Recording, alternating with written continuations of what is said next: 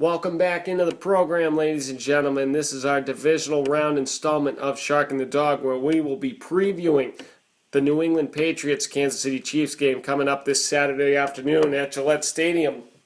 This is our 2-year anniversary of Shark and the Dog. I think our first episode was the divisional round preview against the Colts 2 years ago. That playoff run ended in a bad way in Denver. I hope that doesn't happen this year.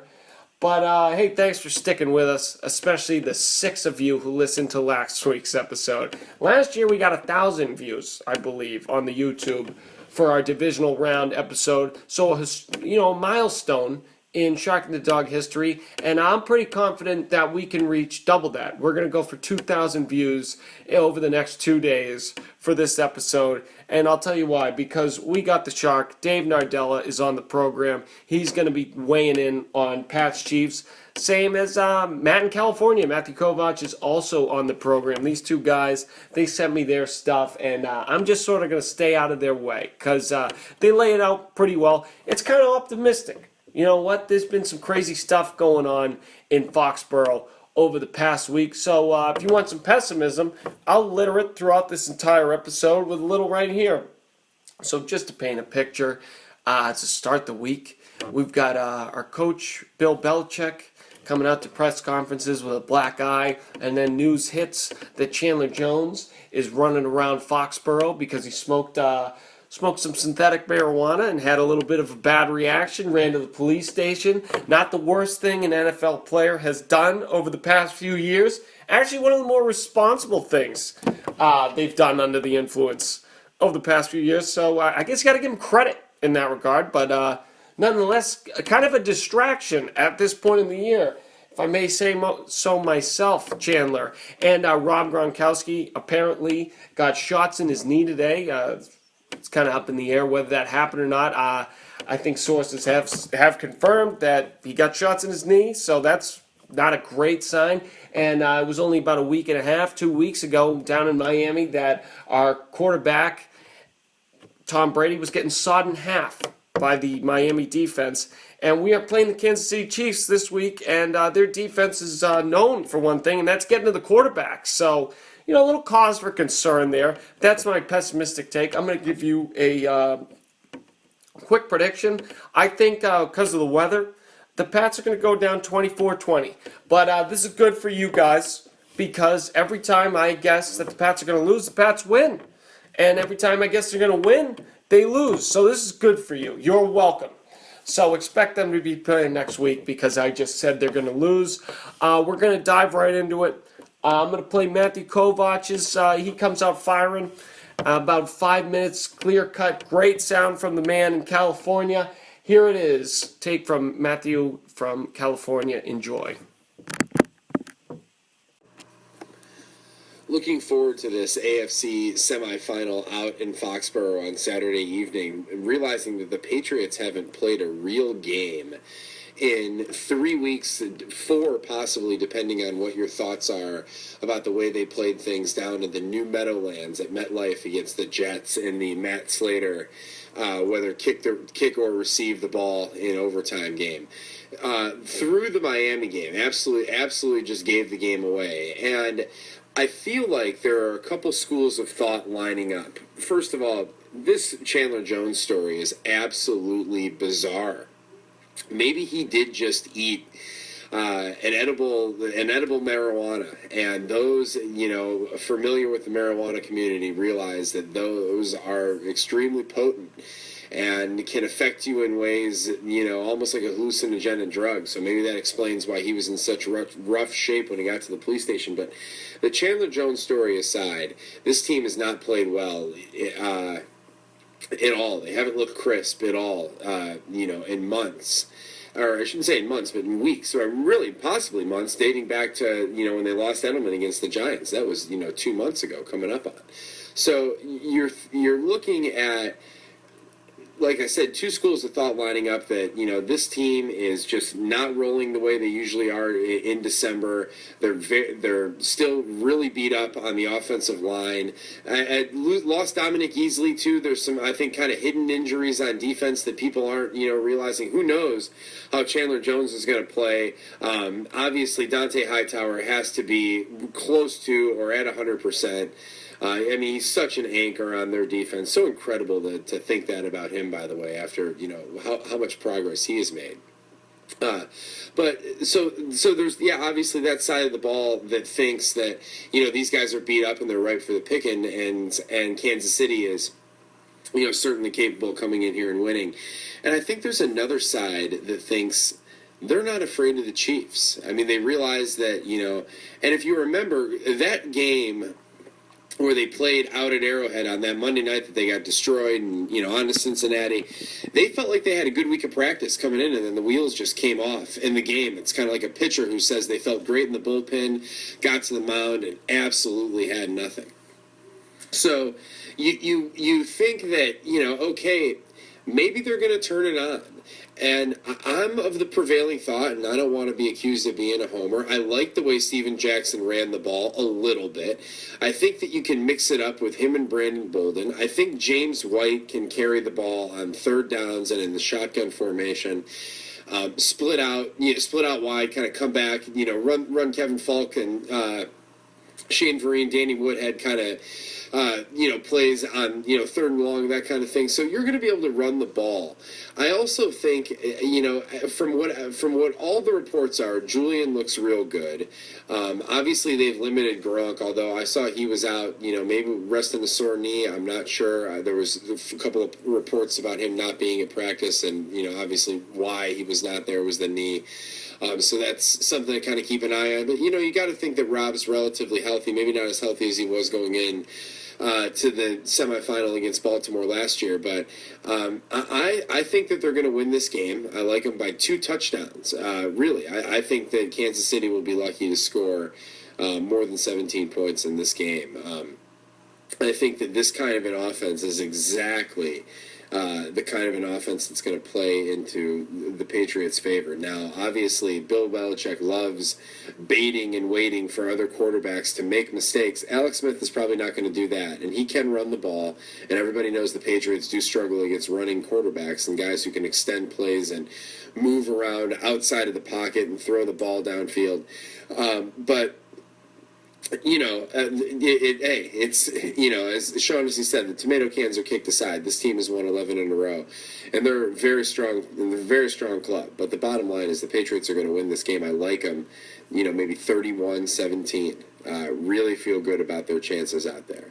I also think that as far as getting back to who they want to play and the way they played it out over the last couple weeks of the season. They're very much afraid of Pittsburgh, but they feel like if they can get Pittsburgh at home, that's going to give them their best chance. I think to a man, Belichick might tell you that's the most dangerous team for his team to play on a neutral site. And obviously, you have to root for them to go out there and beat Denver so you can get that AFC Championship game at home. But don't want to get too far ahead of ourselves. Certainly, I would expect it to be close, and I think the Patriots can win the game in the second half. So, the real keys, the real guys that I'm watching are Travis Kelce. This guy is phenomenal. Cleveland Heights kid, out of northeastern Ohio, phenomenal high school football player, and he is really a poor man's Gronk. He obviously wears 87 as well, so he is just gonna be somebody that. It's going to be interesting if that is the guy that they try to be the a la Belichick, take, your best, most comfortable option, your best threat out of the passing game. Is that going to be the guy that they attempt to do that with? Obviously, with Macklin either limited or out, you don't know. But if, obviously, trying to do that and saying that's your game plan is one thing and doing it is another, So it's going to be interesting to see what he does, meaning Coach Belichick, as it relates to Kelce. And obviously, this is a strong running game with Even without Jamal Charles, West has been, phenomenal, and the other kids obviously giving him a lot as well. So, they're going to have a balanced attack, but like I said, 31-17 ball game. So look forward to it, guys, and hopefully here next week we're talking about the AFC Championship. Take care. Great stuff there from Mr. Kovach out in California. Touched on a lot of excellent points, the main one being Jeremy Maclin, which I didn't get to, but it is the thing we should be focusing on the most because Maclin diagnosed with a high ankle sprain, probably not going to play, or if he does play, he's going to be non-existent, just like Gronk was with that same injury in the 2011 Super Bowl.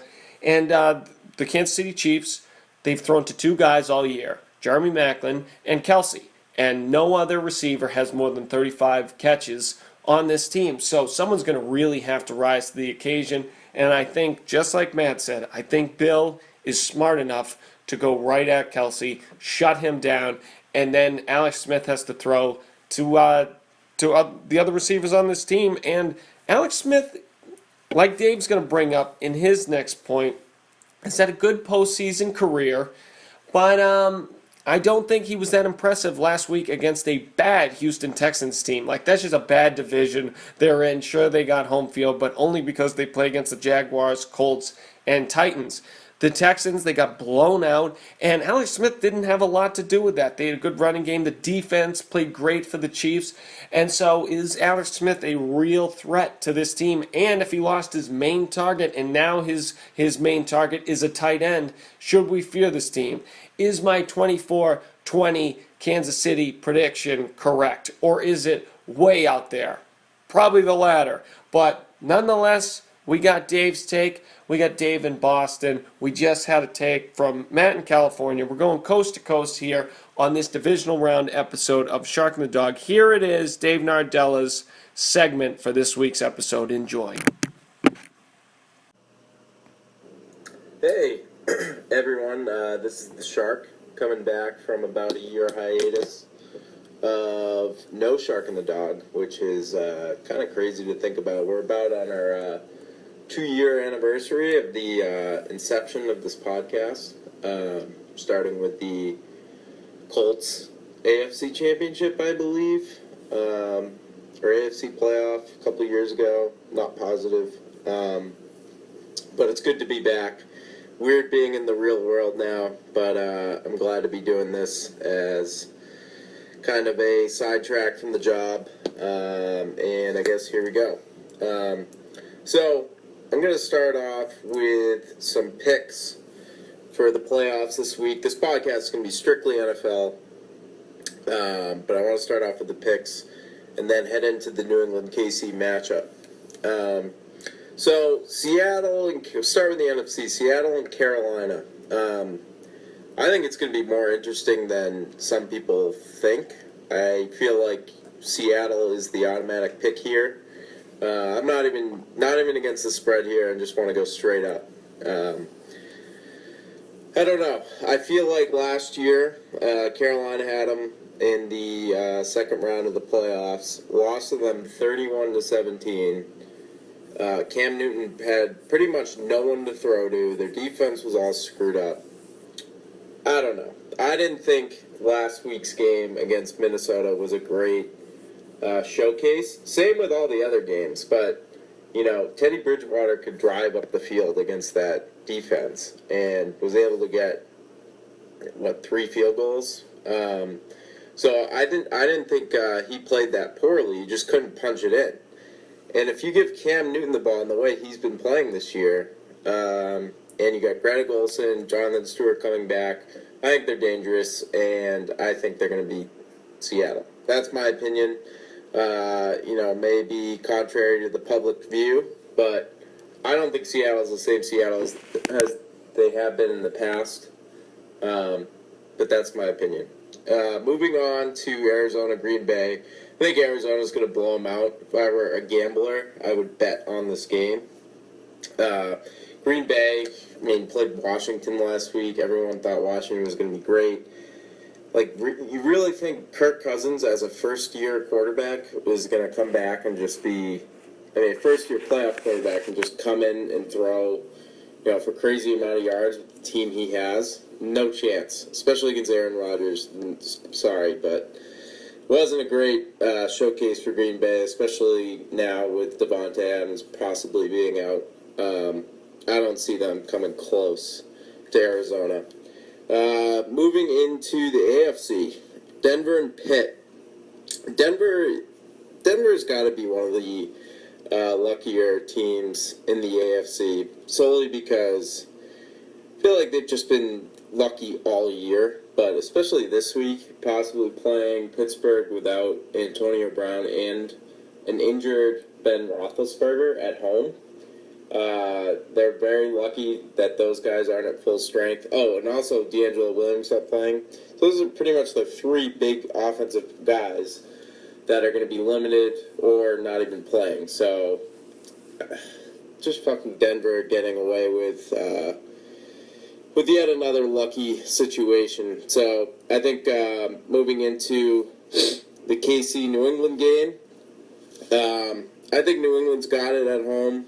I know KC, and I'm definitely a little biased being a Patriots fan, but KC, you couldn't really read much off of this game, like the other games. They're playing Houston with Brian Hoyer at quarterback, who threw 4 interceptions. And it's just not a game that you can read. They do have a good defense. And to be honest, I don't think this team is that great. So, moving into the matchup in depth, I'm going to start with KC's offense first. Alex Smith is a solid quarterback, and I don't want to, jinx anything or say anything in advance, but he could be the Eli Manning of 2007. Always has had a good playoff record. Has played well against the Pats in the past. And this is kind of like his first big game.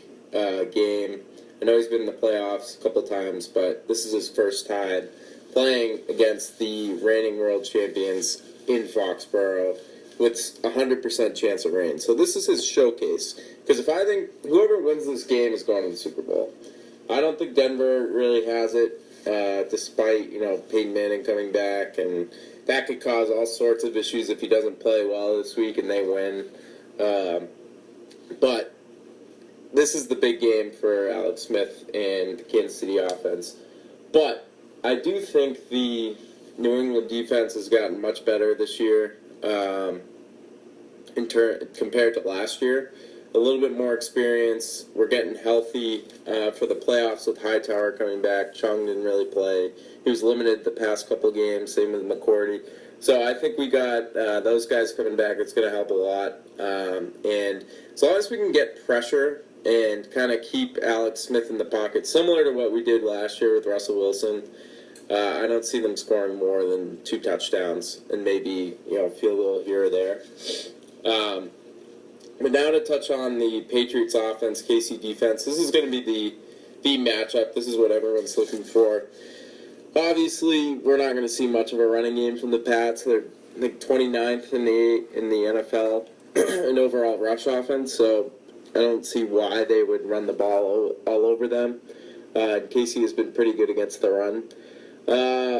Another thing is that Edelman's coming back, but is he going to be the same as he was? He hasn't played in, 6 weeks, 7 weeks? So we can't just expect him to pick up that workload. I mean, if he does, great. But if we're expecting that as fans, then that's a little ridiculous. But I see just him coming back, helping out as a decoy. Maybe gets Gronk involved. The X factor, I think, is Amendola. He's been injured the past couple weeks, but with Edelman back, and Gronk becoming more of an issue for the KC defense, I could see him putting up his numbers that he did like he did last year, especially against Baltimore in the Super Bowl. So Amendola could be a big target for us this game. Now moving into other than that, I think we don't really have many other options. Maybe James White out of the backfield. This could be his big breakout game. playoff game, big atmosphere, first year really coming in and making a difference. I don't see LaFell doing anything. I don't know what happened this year, but he's just not the same. So, I don't know. I wouldn't expect much from him. And like I said, if he and James White can surprise me, that's great. As long as we can get out of here with a win and, go to Denver, I'm fine with that. I know I keep assuming that Denver's going to win, but, I think it's just factual. If Antonio Brown, D'Angelo Williams, and unhealthy, drugged up Ben Roethlisberger, I don't see Pittsburgh winning. So, I guess that kind of wraps it up. I want to do a quick, 10-minute episode here, just going through the options, the NFL. Hopefully we can get a few more episodes of where we can touch on NHL, Celtics. I know the dog really wants to get into some Celtics talk.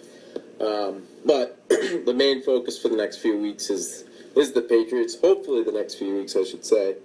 But this is the Shark signing off. And it's good to be back, and I hope we can get some more episodes in the next few weeks. Good stuff there, as always, from the Shark. And if you are still with us, you are a real trooper. You're probably one of the 6 who listened to us last week. But just to wrap things up here, I really want this to be a great game. I know I gave the 24-20 loss prediction in the divisional round, but I probably did the same thing last year with the Ravens game, and that was, in my opinion, better than the Super Bowl. That game was unbelievable. If we can get a game like that in that kind of weather, it's going to be crazy weather, maybe a low scoring, a 17-14, 17-16, something like that. That would really give the fans their money's worth, me my money's worth, and I would really enjoy it. What's going on around the NFL? I think if let's plan ahead here, and let's say we get into the AFC Championship game. Who do you want to face? Do you want to go to Denver and face possibly Peyton Manning or Brock Osweiler, whoever they choose to go with? And or do you want the Steelers to come here? They're a little banged up this week, but if they can squeak that one out and they get Antonio Brown back, maybe a well-rested Roethlisberger. I know you lose Williams and you don't have Le'Veon Bell, and their defense is in question, but it is a powerful offense with a good receiving core. I'll tell you this much, though. If we have a Patriots team at 90% on Saturday, throw my predictions right out the window. Because if we're playing just 90% of what we were playing midway through the season, we are going to cut through the entire NFL to get to the Super Bowl and beat who's ever there. Hopefully, the Seattle Seahawks, as I predicted last year. Because I said whoever wins the Super Bowl will win it again next year, and these two teams will probably meet again, which would be great. Imagine if Seattle made it to back-to-back Super Bowls and lost back-to-back to the same team. That'd be fantastic. Getting ahead of myself here, especially when I predicted a loss, but want to thank Matthew Kovach out in California and Dave Nardella in Boston. Everyone enjoy this NFL playoff weekend. Good stuff going on in the NFC, just like Dave said. I give Green Bay a little more of a chance than people think because I think their backs are against the wall. Mike McCarthy, I don't think he could get fired. I know Boomer Esiason said that was a possibility if he lost to the Redskins, but not a great team to really showcase yourself against, just like Dave said. But they could give him a game. The Cardinals, they haven't really been there in a while. I think they haven't had a great playoff run since they played the Steelers a couple years ago, which was one of the greatest Super Bowls ever, in my opinion. But just rambling here. Thanks for tuning in. And if you made it this far, thank you even more. And everyone, enjoy the game this weekend. Stay warm. Go Patriots. For Shark and the Dog, this is John Murphy signing off. Have a great weekend.